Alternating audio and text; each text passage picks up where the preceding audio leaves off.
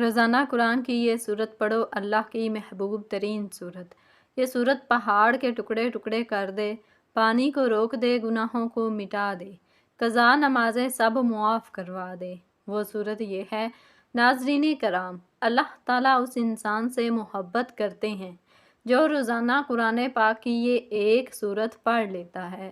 اس کے وارے نیارے ہو جاتے ہیں، مخلوق میں اس کا سکہ چلتا ہے، لوگ اس کی باتوں کو اہمیت دینے لگتے ہیں، اس کی ہاں میں ہاں اور نہ سب کی نہ ہوتی ہے، اور ایسا شخص اس دنیا میں بھی شہنشاہوں جیسی زندگی گزارتا ہے اور آخرت میں بھی اس کا ٹھکانہ جنت ہے۔ یہ سورت چٹان کو ریزہ ریزہ کر دیتی ہے، پانی کو روک دیتی ہے، آگ کو بجھا دیتی ہے اور گناہوں کو مٹا دیتی ہے، جیسے وہ خطا کار تھا ہی نہیں، جو اللہ رب العزت اور نبی کریم صلی اللہ علیہ وسلم کا بتایا ہوا یہ ایک عمل کر لیتا ہے۔ اس ویڈیو میں آپ کو بتائیں گے کہ وہ کون سی سورت ہے جسے روزانہ پڑھنے سے اللہ سبحانہ و تعالیٰ اپنے اس بندے سے خوش ہو جاتے ہیں، اور وہ کون سا عمل ہے کہ جس کو کرنے سے انسان دنیا اور آخرت میں امیر و کبیر، غنی اور دولت سے مالا مال ہو جاتا ہے۔ ناظرین کرام، یوں تو قرآن پاک میں نازل کی گئی ہر ایک سورت، بلکہ ہر ایک آیت، ہر ایک لفظ، ہر ایک حرف اللہ سبحانہ و تعالیٰ کی عظمت اور بزرگی کا اعلان کر رہا ہے، لیکن ایک ایسی مبارک سورت ہے جو کہ اللہ نے خاص غریبوں کو نوازنے کے لیے قرآن پاک میں نازل فرمائی ہے۔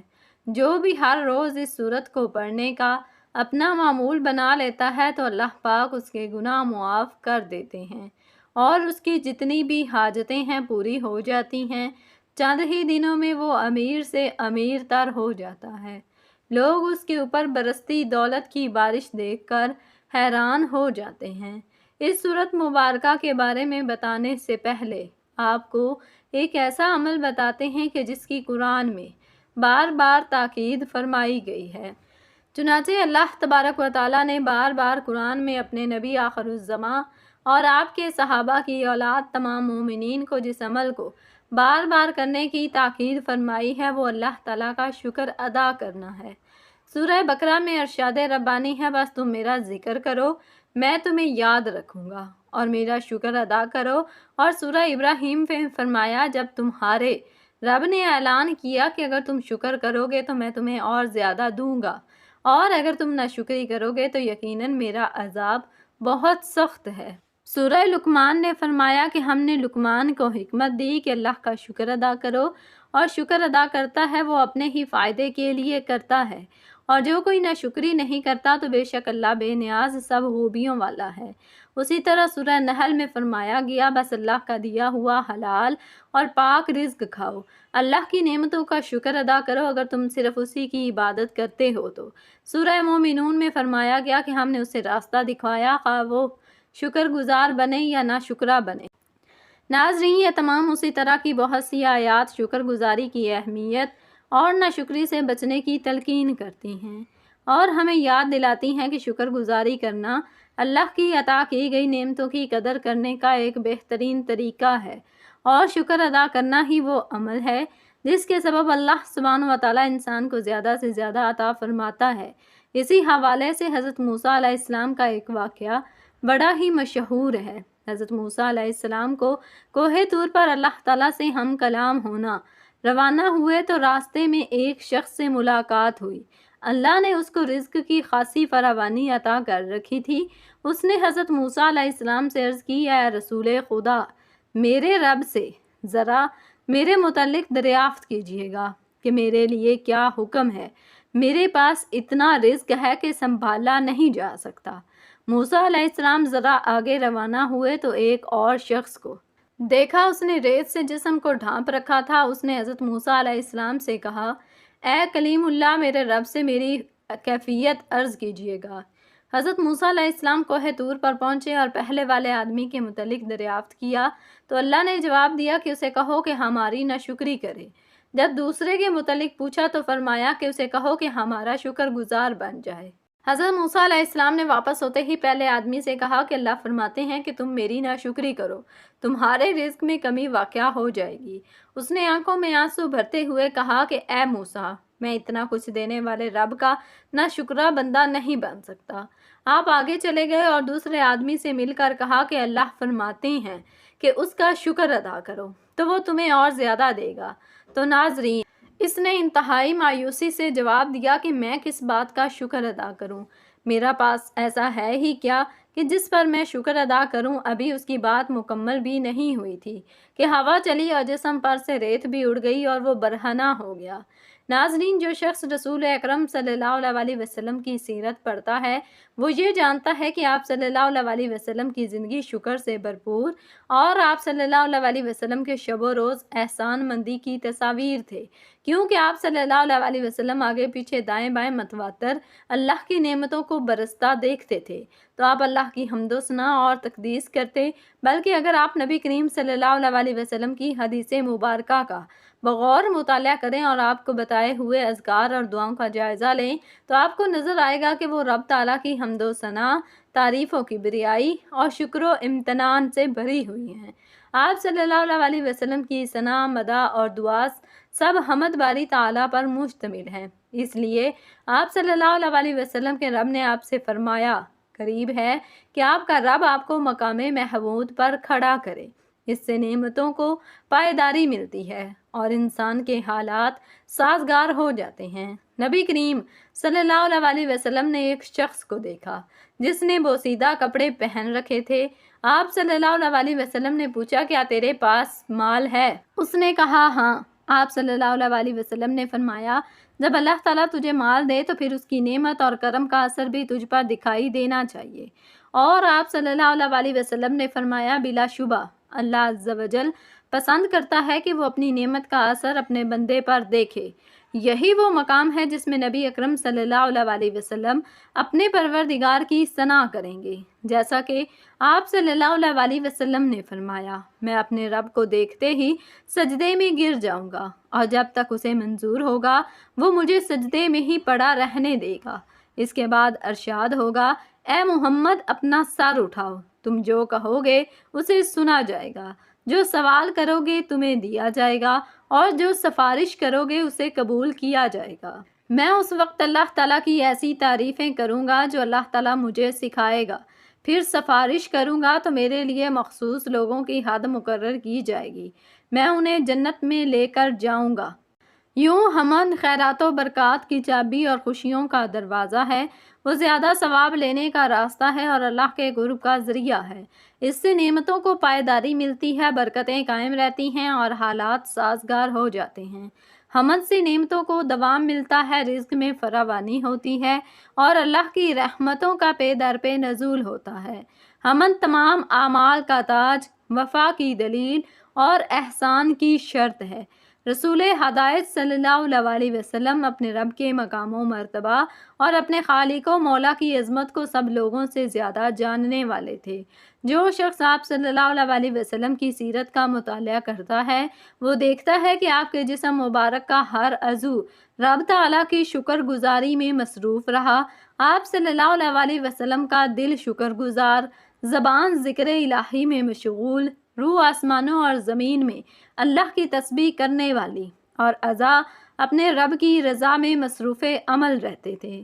لہٰذا آپ سب لوگوں سے بڑھ کر اپنے رب کے شکر گزار اور اپنے مولا کی سب سے زیادہ حمد کرنے والے تھے۔ آپ صلی اللہ علیہ وسلم نے اسی دن اپنے رب کا دل سے بھی شکر ادا کیا جس دن آپ کو کامل یقین ہو گیا کہ ہر چھوٹی بڑی، نئی پرانی اور ظاہر و باطن نعمت صرف اللہ وحدہ کی طرف سے ہے جو بلند شان والا ہے۔ مومن کے نزدیک شکر گزار دل ہونا عبودیت کے ارکان میں سے ہے، کیونکہ وہ یقین رکھتا ہے کہ اسے حاصل ہونے والی ہر نعمت صرف اللہ کی طرف سے ہے۔ سیدنا ثوبان رضی اللہ تعالیٰ عنہ سے مروی ہے کہ نبی اکرم صلی اللہ علیہ وسلم نے فرمایا، تم میں سے ہر کوئی شکر کرنے والا دل اور ذکر کرنے والی زبان رکھے۔ آپ صلی اللہ علیہ وسلم نے اپنی زبان سے بھی اپنے رب کا شکر کیا اور ہمیشہ اپنے رب کی حمد و ثنا میں مصروف رہے۔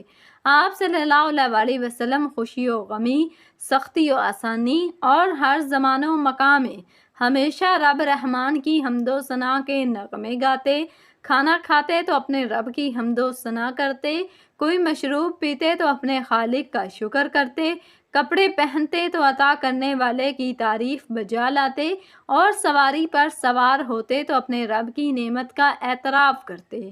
آپ صلی اللہ علیہ وسلم عملی طور پر شکر گزار تھے، بلکہ آپ مشکل ترین اور دردناک حالات میں بھی اپنے رب کی شکر گزاری سے غافل نہیں ہوئے۔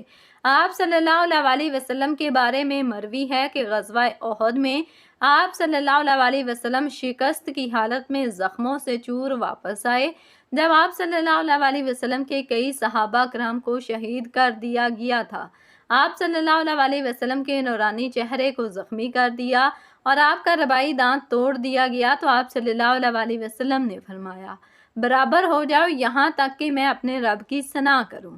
سو نبی اکرم صلی اللہ علیہ وسلم اپنی امت کو شکر کے نہایت لطیف اور پر حکمت معنی سکھائے کہ مصائب پر بھی اللہ کا شکر ادا کیا کرو اور اس کی تعریف کی جائے، کیونکہ یہ یقین و تسلیم کا اعلیٰ درجہ اور رضا کا سب سے اونچا مقام ہے، اور رضا صبر سے عرفہ ہے۔ یہی وجہ ہے کہ اللہ تعالیٰ معرکہ احد کا ذکر کرنے کے بعد آپ صلی اللہ علیہ وسلم اور آپ کے صحابہ کرام رضی اللہ تعالیٰ عنہم کے شکر کا ذکر کیا، چنانچہ فرمایا جو کوئی اپنی ایڑیوں پر پھر جائے تو وہ اللہ کا کچھ بھی بگاڑ نہ سکے گا، اور اللہ شکر ادا کرنے والوں کو جلد جزا دے گا۔ اللہ تعالیٰ کی حمد و ثنا اور اس کا شکر اس کی رضا اور مزید نعمتوں کا باعث ہے۔ اللہ تعالیٰ نے سب حمد کرنے والوں سے پہلے خود اپنی حمد کی ہے، تمام شکر گزاروں سے پہلے اپنی ذات کی قدردانی کی ہے، اور تمام ثنا کرنے والوں سے پہلے اپنی ذات مقدس کی ثنا کی ہے۔ چنانچہ فرمایا سب تعریف اللہ تعالیٰ ہی کے لیے جو تمام جہانوں کا پالنے والا ہے۔ ایک دوسرے مقام پر فرمایا ساری حمد اللہ ہی کے لیے ہے جس نے اپنے بندے پر کتاب نازل کی اور اس میں کوئی ٹیڑھ نہیں رکھی، اور فرمایا کہہ دیجئے سب تعریفیں اللہ ہی کے لیے ہیں جس نے کوئی اولاد نہیں بنائی۔ ام المومنین سیدہ عائشہ صدیقہ رضی اللہ تعالیٰ عنہا سے مروی ہے کہ اللہ کے نبی صلی اللہ علیہ وسلم رات کی نماز میں اتنا لمبا قیام کرتے کہ آپ صلی اللہ علیہ وسلم کے پاؤں مبارک پھٹ جاتے۔ سیدہ عائشہ صدیقہ رضی اللہ تعالیٰ عنہا نے ایک مرتبہ عرض کیا، اللہ کے رسول صلی اللہ علیہ وسلم آپ اتنی زیادہ مشقت کیوں اٹھاتے ہیں؟ حالانکہ اللہ تعالیٰ نے آپ کی اگلی پچھلی تمام لغزشیں معاف کر دی ہیں۔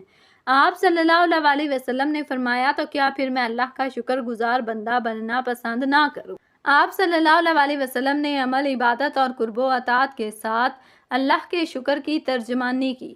رات کے پچھلے پہر جبکہ لوگ آرام کی نیند سوئے ہوتے ہیں، قیام کیا، طویل مناجات اور رکوع و سجود کی کثرت آپ صلی اللہ علیہ وسلم کا شوق تھا۔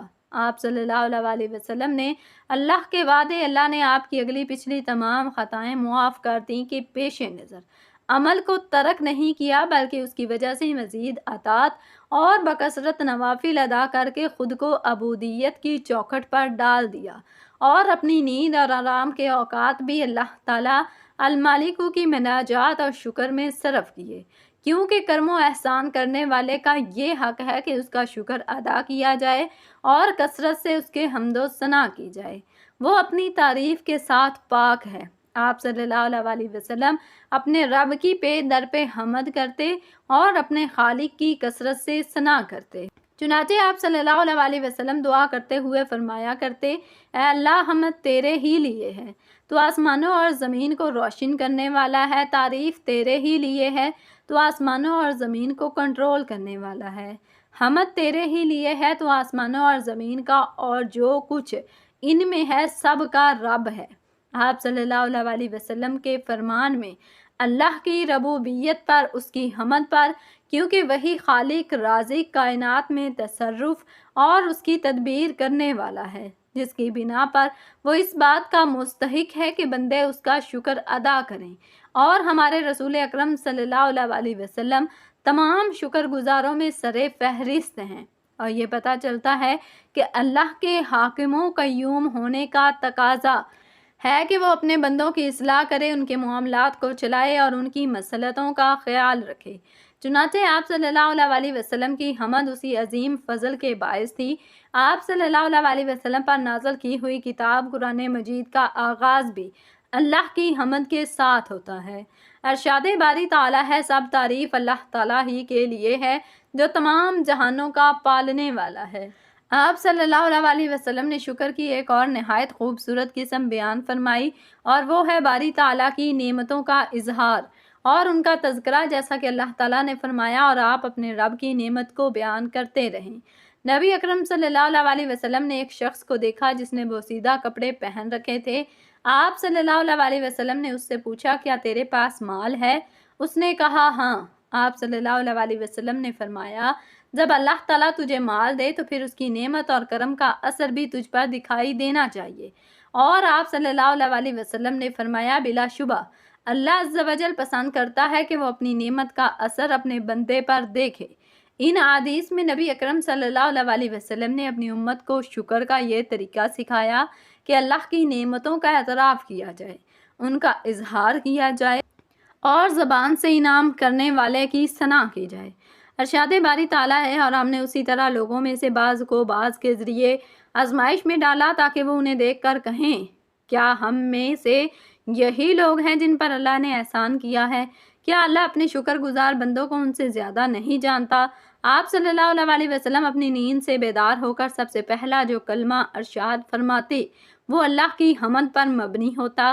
آپ صلی اللہ علیہ وسلم فرماتے، تمام تعریفیں اس اللہ کے لیے جس نے ہمیں مارنے کے بعد دوبارہ زندگی دی اور اسی کی طرف اٹھنا ہے۔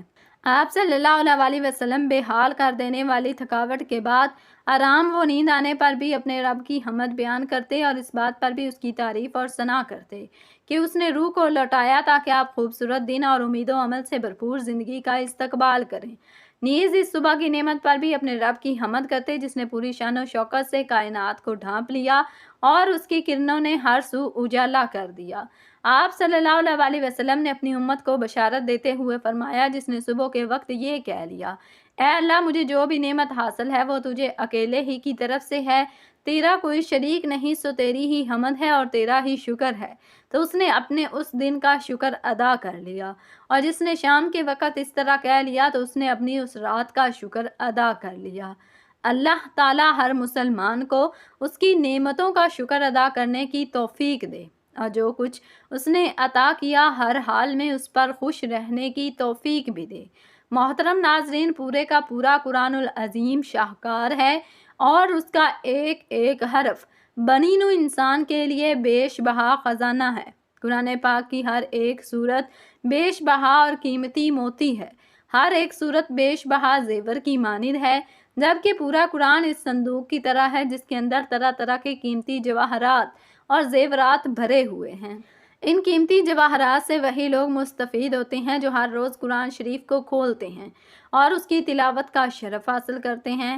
ناظرین محترم، قرآن پاک کی ایک ایسی صورت ہے جسے روزانہ پڑھنے والا کبھی مایوس اور کبھی نامراد نہیں ہوتا۔ دنیا جہان کی دولتیں ایسے انسان پر عاشق ہو جاتی ہیں جو روز یہ صورت مبارکہ پڑھتا ہے، یا ایسے انسان کا کوئی کام رکاوٹ اور بندش کا شکار نہیں ہوتا۔ ایسے انسان کو کبھی مال و دولت کی کمی نہیں ہوتی جو ہر روز نماز کے بعد یہ سورہ مبارکہ پڑھتا ہے، اور جان لیجئے کہ وہ عظیم و شان سورہ مبارکہ سورہ فلق ہے۔ کتنا ہی بڑا اور دشوار کام ہو، کتنی ہی بڑی رکاوٹ ہو، کتنے ہی حالات خراب ہوں، کتنی ہی بندشیں ہوں جو آپ کی زندگی کو تباہ و برباد کر چکی ہوں، اللہ کی قدرت سے، اللہ کی عطا سے اور اللہ کی نعمت سے، اللہ کی رحمت اور نوازشوں سے کبھی نا امید اور مایوس مت ہونا۔ روزانہ سورہ فلق کو ہر نماز کے بعد 7 مرتبہ اس طریقے سے پڑھنا کہ سب سے پہلے نماز ادا کر لیں، اس کے بعد ایک بار آیت الکرسی پڑھنی ہے۔ آیت الکرسی پڑھنے کے بعد درود پاک پڑھ لیں، درود پاک صلی اللہ علیہ وسلم پڑھ لیں، صلی اللہ علیہ وآلہ وسلم یا صلی اللہ علی محمد پڑھ لیں، یا درود ابراہیمی پڑھ لیں۔ درود ابراہیمی کی فضیلت زیادہ ہے، اس لیے ثواب کے طور پر ایک بار میرے ساتھ بھی پڑھ لیں۔ اللہم صلی علی محمد وعلی آل محمد کما صلیت علی ابراہیم وعلی آل ابراہیم انک حمید مجید۔ اللہم بارک علی محمد وعلی آل محمد कमा बारकता अला इब्राहीम वाला आल इब्राहीम इन्नका हमीदुम मजीद। 3 या 5 या 7 मरतबा दरूद पाक पढ़ने के बाद आपने दाऊज़ और तस्मिया यानी औज़ु बिल्लाहि मिनश शैतानिर रजीम और बिस्मिल्लाहिर रहमानिर रहीम पढ़कर कैसा ही बड़ा मकसद हो, कैसी ही बड़ी सी बड़ी हाजत हो, उसकी नीयत खलूसे दिल से करने के बाद आपने 7 बार सूरह फलक की तिलावत करनी है। सूरह फलक ये वो सूरत है जो चट्टान को रेजा रेजा कर दे, पानी को रोक दे, आग को बुझा दे और गुनाहों को मिटा दे, जैसे वो खताकार था ही नहीं। सूरह फलक पढ़ने से गुनाह मुआफ होते हैं। एक बार सूरह फलक की तिलावत समात फरमा लें। सूरह फलक अल कुरान सूरत नंबर 113। बिस्मिल्लाहिर्रहमानिर्रहीम। कुल अऊज़ु बिरब्बिल फलक मिन शर्रि मा खलक व मिन शर्रि गासिकिन इज़ा वक़ब व मिन शर्रि नफ़्फ़ासाति फ़िल उक़द व मिन शर्रि हासिदिन इज़ा हसद। तर्जुमा, कहो मैं पनाह मांगता हूँ फलक के रब की हर उस चीज़ के शर से जो इसने पैदा किया, और अंधेरी रात के शर से जब वो छा जाए, और गिरा में फूंकने वाले जादूगरनियों के शर से, और हसद करने वालों के शर से जब वो हसद करे। इसके बाद फिर से दरूद पाक उतनी ही तादाद में पढ़ लेना जितनी तादाद में अमल से पहले पढ़ा था। ये अमल होने के बाद आप अल्लाह के हजूर अपने दोनों हाथों को बुलंद करके अपने दिल की तमाम हसरतें उसके आगे खोल कर बिछा दें। बेशक अल्लाह सुब्हानहू व तआला हम सब से भी ज़्यादा हमारी हाजात को जानता है, लेकिन दुआ करना हुक्म भी है, सुन्नत भी है, अल्लाह की रज़ा भी है। कहते हैं कि अल्लाह दुआ की तौफीक उन्हीं लोगों को बख्शता है जिन्हें वो उनकी मुंह मांगी मुरादें अता फरमाना चाहता है, वरना हर किसी को अल्लाह अपने सामने हाथ उठाने की तौफीक भी नहीं देता। लिहाजा नहायत खुशू खजू के साथ अल्लाह की बारगाह में दुआ और इल्तिजा करने का अपना मामूल बना लीजिए। कभी किसी के सामने हाथ नहीं फैलाने पड़ेंगे। नाजरीन, अल्लाह से दुआ है कि हमें बेहतर अमल करने की तौफीक अता फरमाए। आमीन या रब्बुल आलमीन। नाजरीन, वीडियो अच्छी लगी तो वीडियो को लाइक करें, वीडियो को शेयर करें, चैनल को सब्सक्राइब करें और कमेंट बॉक्स में अल्लाह ताला के 99 नामों में से एक नाम ज़रूर टाइप करें। जज़ाकुमुल्लाहु खैरन कसीरा।